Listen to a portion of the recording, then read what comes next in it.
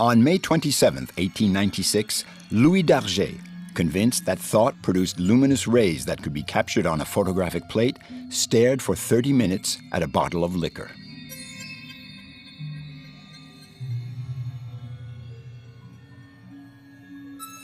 Then he put an unused plate into a bath of developer, placed his hand upon it and his forehead on his hand, all the time thinking deeply about the bottle he had just been staring at. After 5 minutes, he developed the plate.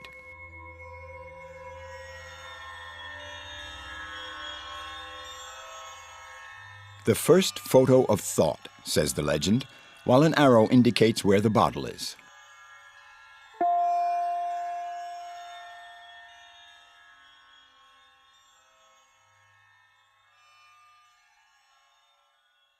In another attempt by Louis d'Arget, a pianist concentrated on a portrait of Beethoven standing on the piano before him. The image was captured by placing a photographic plate directly on the subject's forehead. Contrary to these spiritual experiments, the conceptual photography movement of the 1960s didn't seek to photograph thought, but to induce thought with photography, to express concepts, not with words, but with pictures.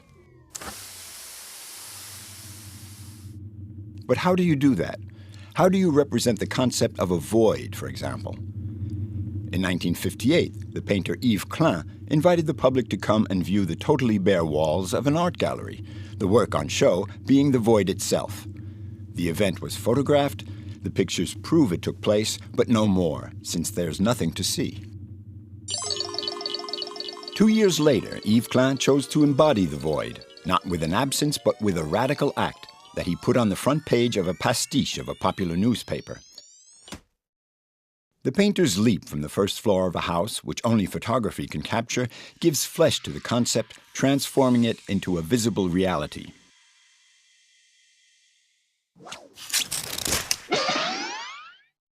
Yves Klein did leap into the void on that day, but his friends were holding a stretched tarp below. Another photo of the same setting, taken a few moments later but with the same framing, enabled photographer Harry Schunk, the author of these pictures, to compose a montage, making this incredible feat possible. This manipulation was an exception. In 1971, when the same Harry Schunk photographed a performance by the American John Baldessari, there was no montage and no doctoring.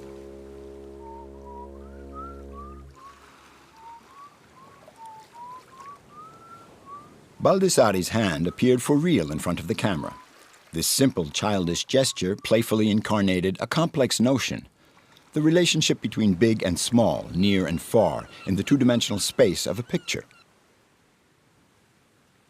This creation is part of a collective work entitled Pier 18, grouping 27 artists on an abandoned waterfront in New York, a unique experiment which shows the diversity of 1970s conceptual art.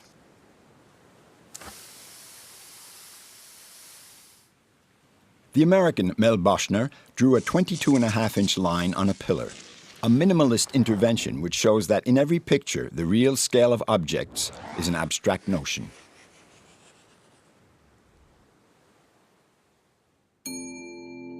Dutchman Jan Dibbets asked the photographer to capture passing time by taking 24 identically framed photos in 24 hours.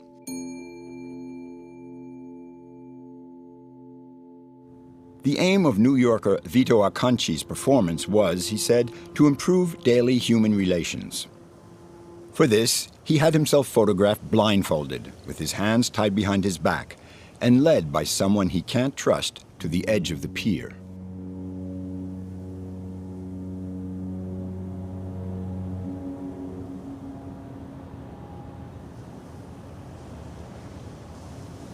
In the Pier 18 project, the 27 artists did their creations in front of a professional photographer who captured the results.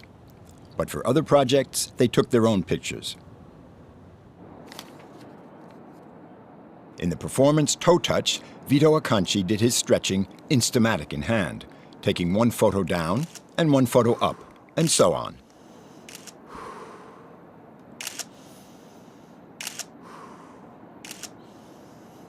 The aim being to avoid all subjectivity and artistic intention by using an amateur camera.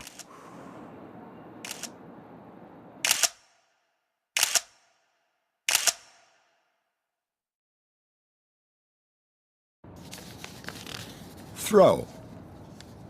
Put your hand with the camera behind your back and take a photo. Pretend to throw away the camera, then take a second photo. Photography designed as a simple activity with nothing to show or hide is the opposite of the notion of a work of art and its demands for technical and aesthetic mastery. That, despite the fact that Aconchi puts these fragments of raw reality into elegant, carefully balanced compositions.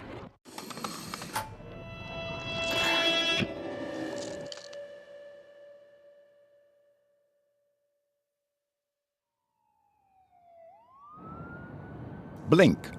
Walk in the street, trying not to blink. Each time you happen to blink, take a photo.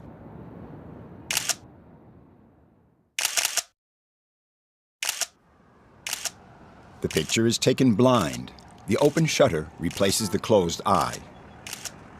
To Aconchi, the camera is an extension of the body, a prosthetic which shows him what he cannot see.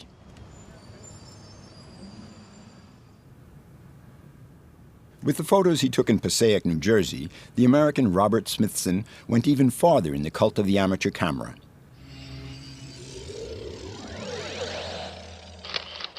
To him, these photos owed nothing to his subjectivity. They're pictures with the Instamatic's influence, he said, suggesting the camera had a life of its own.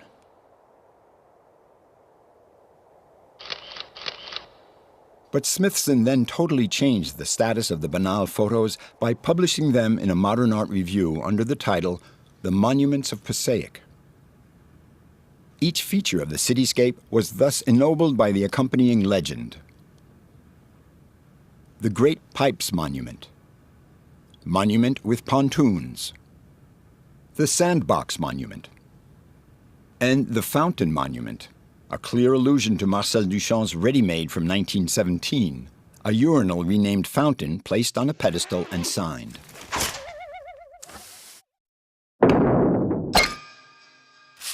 A work of art, the great reference of the conceptual artists. With the little books he published in the 1960s, painter Edward Ruscha invented the photographic ready-made. Various Small Fires is a collection of pictures of small fires, some taken by Ruscha, others picked up here and there.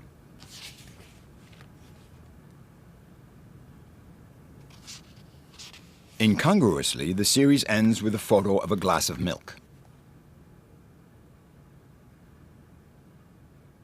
In 26 gasoline stations, Ruscha was even more systematic. Having photographed 80 gasoline stations between Los Angeles and Oklahoma, he chose 26, eliminating, according to him, the two interesting photos, so as to show reality as it was with absolute neutrality.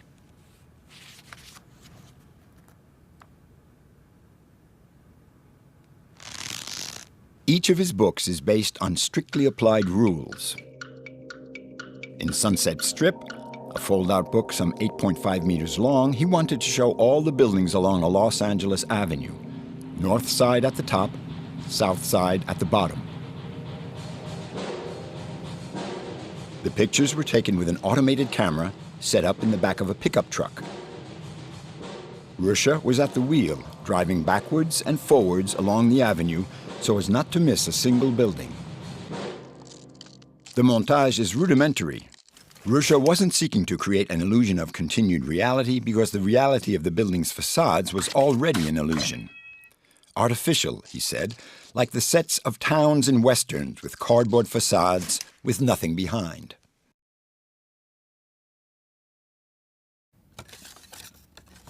John Baldessari's flip books are even more fun. This one, entitled A Sentence in 13 Parts, is composed of photograms taken from TV shows, each associated with a word, verbs one way, adjectives the other. Depending on which way you open it, you get different combinations.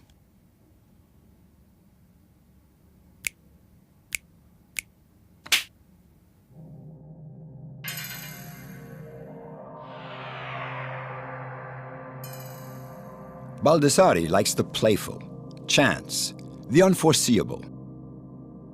In this 1972 series, he threw 4 balls into the air 36 times, hoping they would form a square.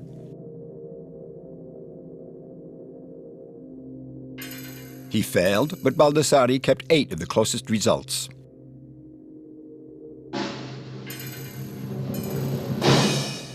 "I don't claim to do art," he would say later.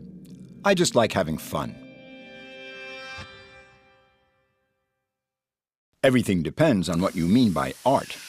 To Bruce Nauman, for example, art is everything an artist can do in the studio. Neck pull. Cockeyed lips, 1968. There's plenty of humor in these photos, which feature Nauman himself. In Self-Portrait as a Fountain, another homage to Duchamp, he seems to be spitting on good manners. While in Failing to Levitate, he plays with a double exposure to show himself failing in an impossible feat. A Buster Keaton of conceptual art.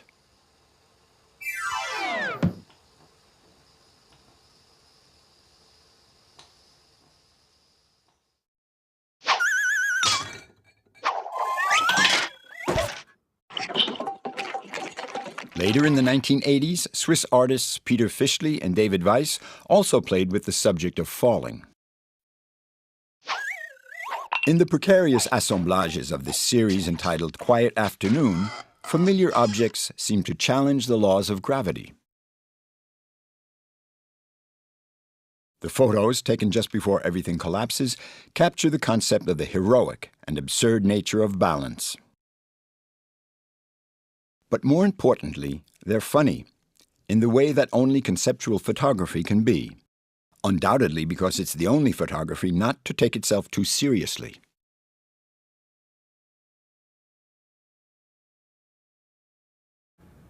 Misunderstandings, a theory of photography, seems to be the exception.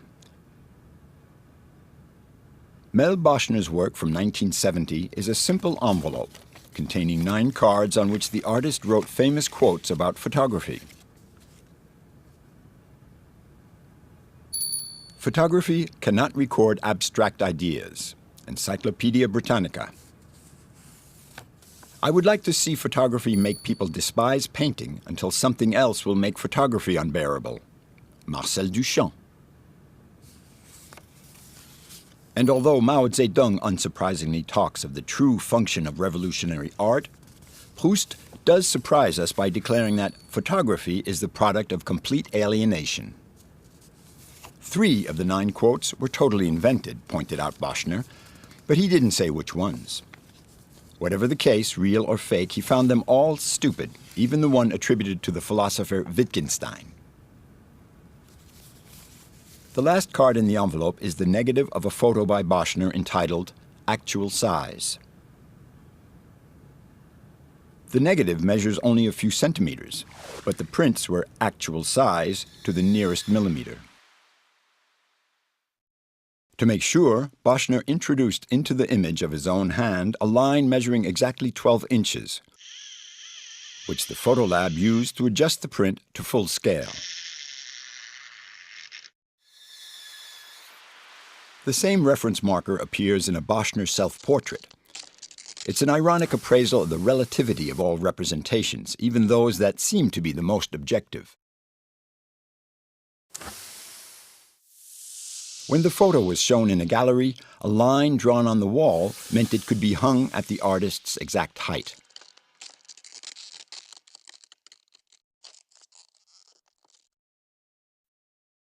As for the quote from the Encyclopedia Britannica, most likely one of the 3 fake ones, Bochner pinned it to a wall and photographed it and printed it several times using old processes from the 19th century to show that while photography cannot record abstract ideas, it is nonetheless capable of producing a very concrete image.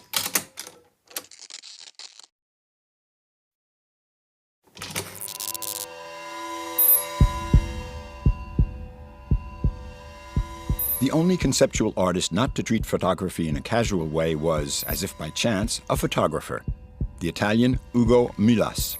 In a series produced between 1970 and 1972, he posed questions on the basic processes of photography. Hence the title, Verifications. Verification number 9, the opening of the aperture which determines how much light will pass through the lens. In a matter of minutes, Mülas exposed a whole 36-photo film to a sun-drenched landscape.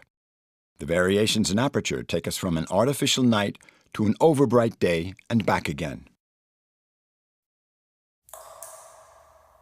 Verification number 7, the darkroom, where the image goes from negative to positive, but where you can also create pictures without a camera by placing your hands, one covered in developer, the other in fixer, directly on photosensitive paper.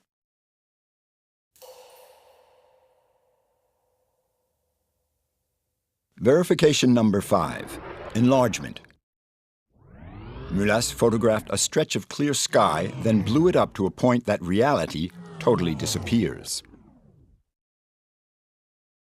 All you can see is the photographic matter itself, the graininess of the film, which could just as well be a sky, a wall, or a face.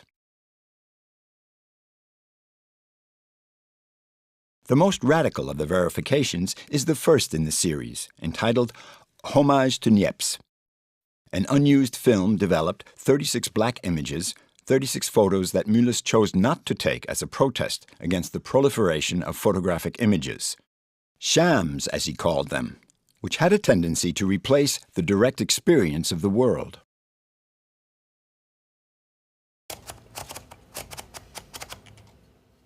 Sculptor Joseph Kosuth used much more distance in posing the question of the photographic sham, the relations that link it to a real object and the word that designates it.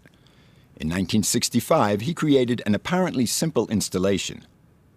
On a museum wall, he hung a reproduction of the definition of a word, chair, found in a French-English dictionary.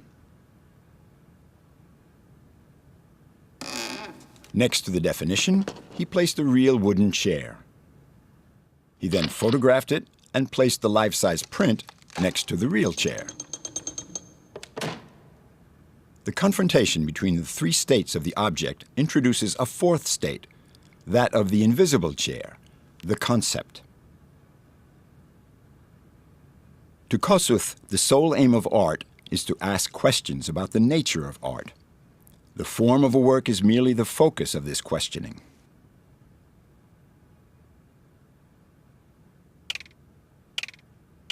In the following years, Kosuth would reproduce the same scheme with various objects to show that they have no importance. What counts is the confusion created by the three states, each real in its own way, but one which is more real than the others.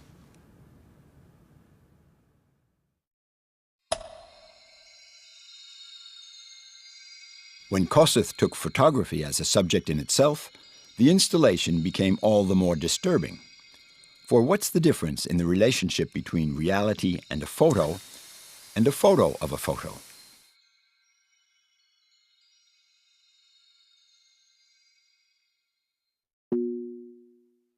The same three-part scheme is found in Victor Bergen's 1986 series, which confronts photography with graphics and painting.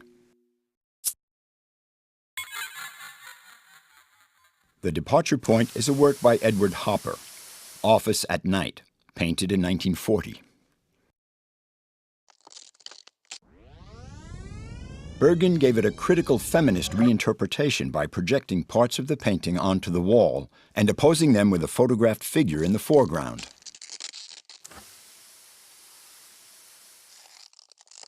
The 1940s fantasy of the oversexed submissive secretary is confronted with the image of a 1980s woman, emancipated and her own boss.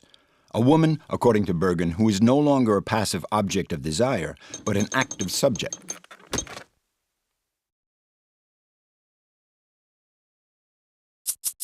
Pictograms invented by Bergen and strips in the standard block colors give these pictures another level of interpretation. The strips represent the colors that have vanished from the original painting. The pictograms represent the outside world. Some relationships between the pictograms and the photos are easy to understand. The open box is a nod to the desk drawer. The key, like in fairy tales, opens the door to the forbidden. The woman can thus enter a mysterious unknown world where only the formal analogy between signs and cutout shadows reign.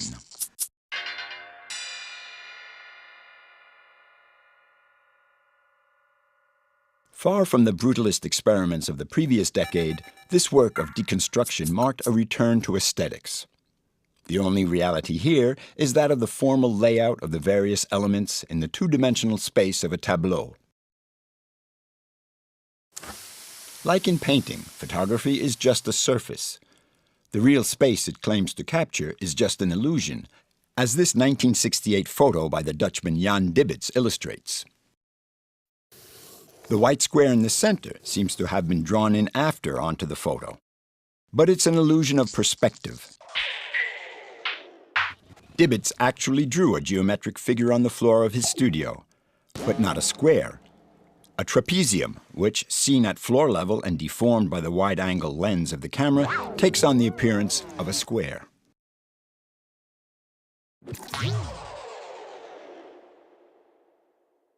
The simplicity of this visual paradox paved the way a few years later for much more spectacular creations, like this montage of photos over 3 meters high forming a curve on the wall that seems to vanish into infinity.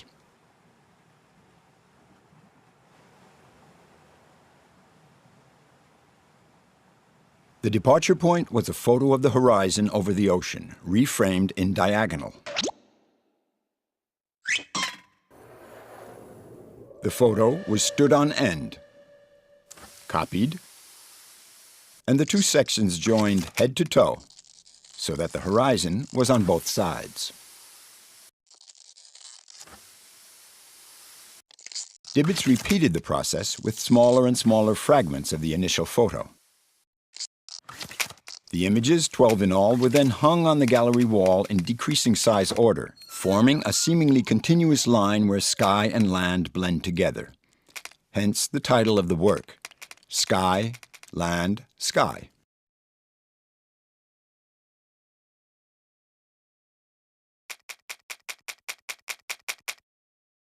In this photomontage from 2003, Dibbets assembled photos taken at the Zadkin Museum in Paris. A line in pencil perfects the circle and extends the space, creating a place halfway between reality and the ideal. It's a refined and agreeable image, light years away from the minimalist anti-aesthetics of early conceptual photographs when Baldessari was reframing the world with simple gestures. When attitude becomes form. In the 1970s, this conceptual art motto was provocation. Today, it's evident. The gesture is recognized as an art form in itself, even if it means giving the finger to the greats of the world, like Chinese artist Ai Weiwei in Study of Perspective. Or on the contrary, the gesture remains totally immobile, like with this other Chinese artist, Liu Bolin. His performance, which combines painting and photography, is an exercise in vanishing. By painting his clothes and face, the artist blends into the background. Only his feet remain visible, a way of stating that he's still rooted in the real world. 1, 2, 3. 1, 2, 3. Begun in 2005 in Beijing in protest against his studio being demolished by the authorities, his series, Hide in the City, has become a work about the disappearance of the individual into the background, symbolic of society.